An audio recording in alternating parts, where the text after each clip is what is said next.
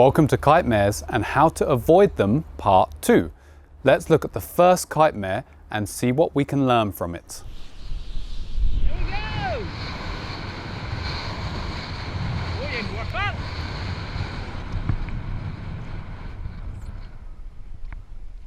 Hey, man.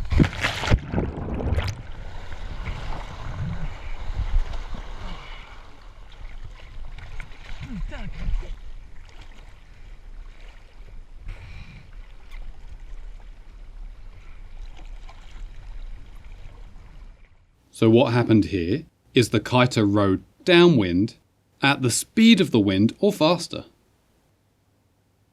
As you move downwind, you feel less and less wind, and the same goes for your kite.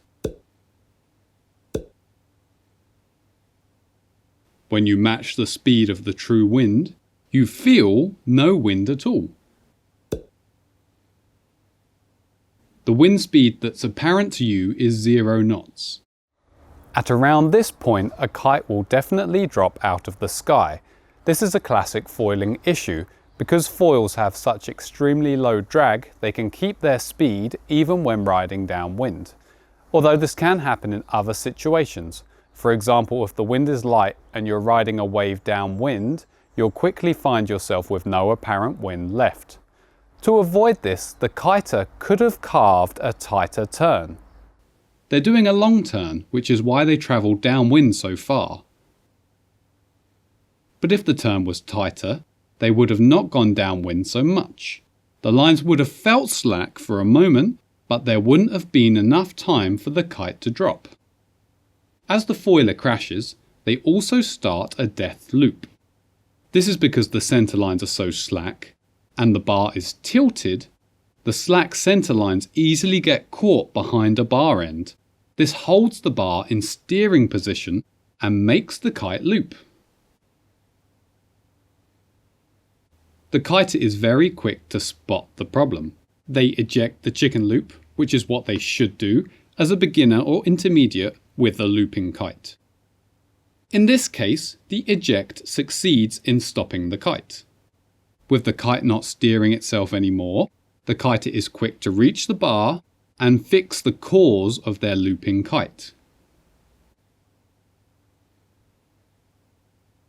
Let's look at the next kitemare.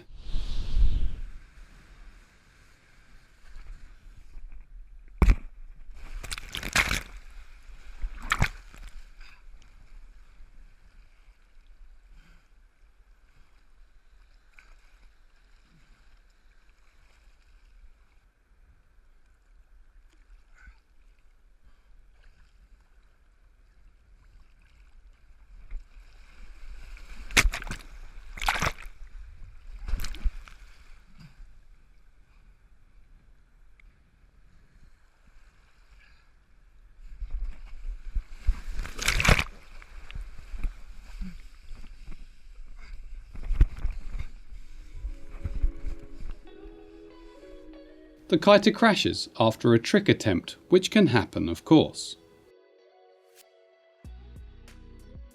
At this point, the bar and lines are still in order, and a relaunch is possible once the bar has been rotated. The only issue at this stage is that the kite is sitting close to downwind, so it is in high power.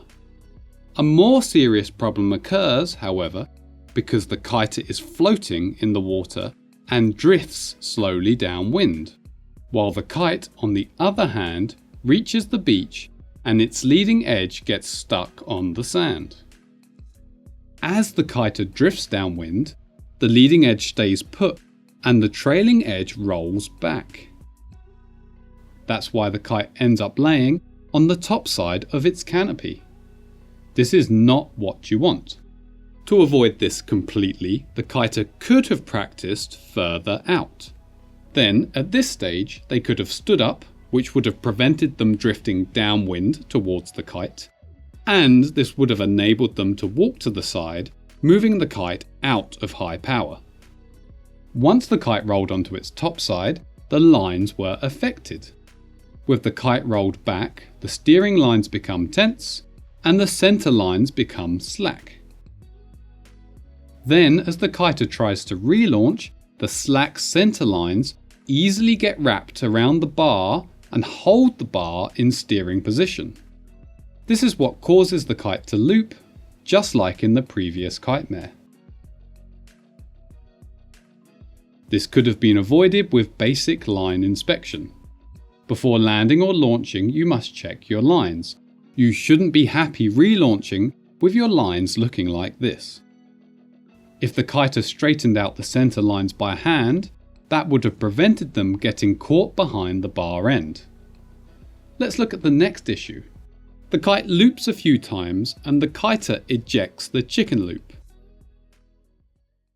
Ejecting is what a beginner or intermediate should do with a self-steering kite, but unfortunately this time that safety step was ineffective.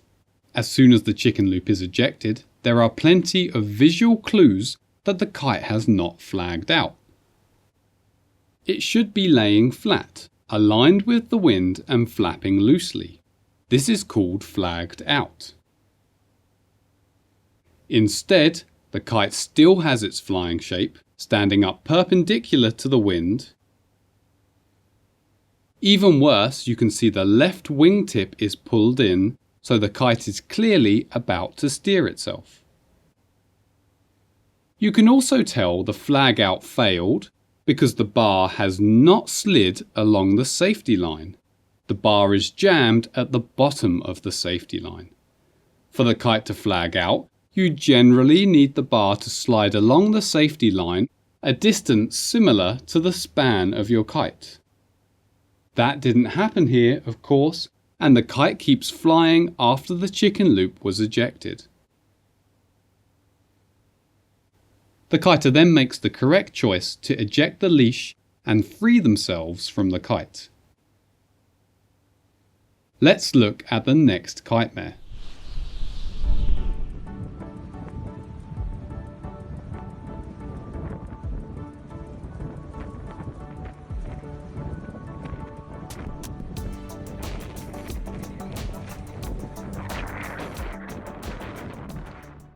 So here we have a kiter getting launched by their own kite.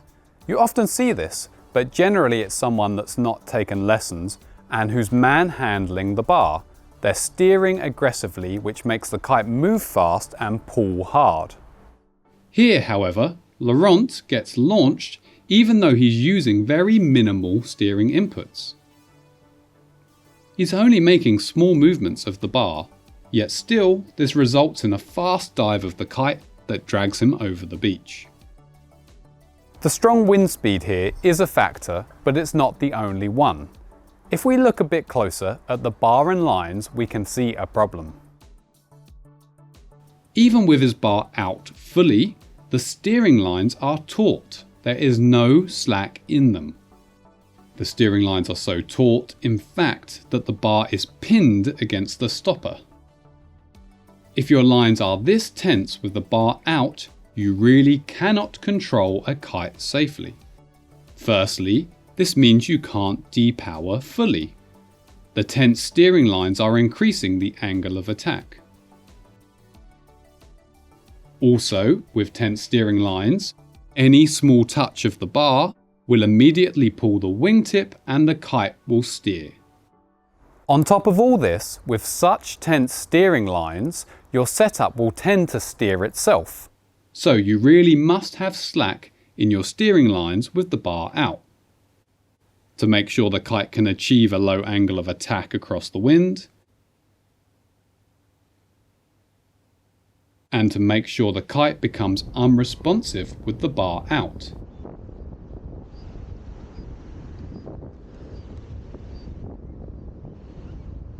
Of course, in stronger winds, you will notice a bit less slack in your steering lines, but there should still be some slack in the steering lines even in strong wind. You may need to use your trim system to achieve this, but it should be achievable.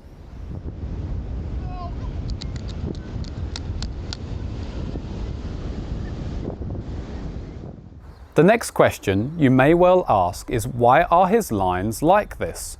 Well, there are a few possible reasons. It could simply be bad design or old design. Many setups do not handle strong wind properly. Another very likely and very common issue is line stretching. This is where, over time, the centre lines, which are under far greater strain, tend to end up being longer than the steering lines, which are under far less strain. If the centre lines are longer than the steering lines, then you end up in a situation where your steering lines are more tense than they should be. You'll find that in strong wind you can't depower fully, and you'll also find in light wind that you backstall the kite easily. A small difference between the length of the steering lines and centre lines can easily be accommodated using your trim system. If there's a bigger difference, then you may need to stretch your steering lines, and for even bigger differences, you might need to go to your local kite repair shop and have the lines replaced or repaired depending on their condition. Let's look at the next Kitemare. You may notice some similarities in what caused it.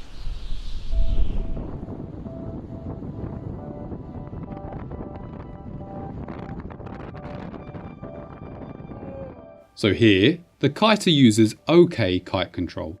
They're not heavy-handed. They're only pulling a little on the right side of the bar.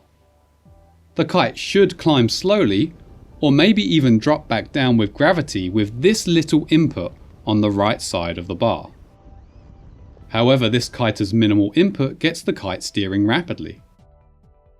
Like before, this is mostly because the steering lines are tense, even with the bar out, making the kite overly responsive and making the setup steer itself.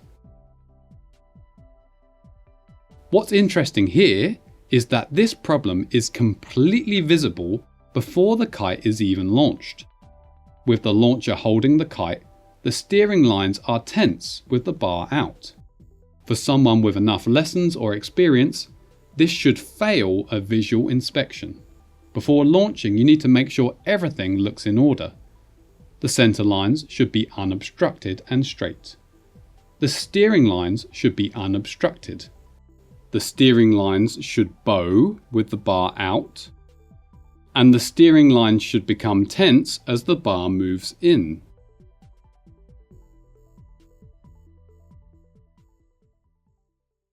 This is a great example of why kite lessons are so important. During your lessons, you get plenty of time with your hands on the bar, and you'll start to learn how a kite should feel and how it should look. With that experience, you're then going to be in a much better position to assess a kite at the moment of launch. You'll be able to tell if it's safe to launch or not. Another thing to note is the kiter is flying with one hand, as they should, but their other hand is doing nothing. Their other hand should be on the chicken loop eject. You often find problems with a kite setup at the moment of launch, so you need to be ready with a hand on the chicken loop eject. Then the moment the kite behaves strangely, you can eject the chicken loop. That is so important. Imagine if there had been a rock or post or bollard here, then this mistake could have been fatal. If all kiters and instructors focus more on steering with one hand and resting the other hand on the chicken loop during launching and landing, then we could hugely reduce the number of injuries and fatalities in kite sports. Thanks for watching, and safe kiting to all of you.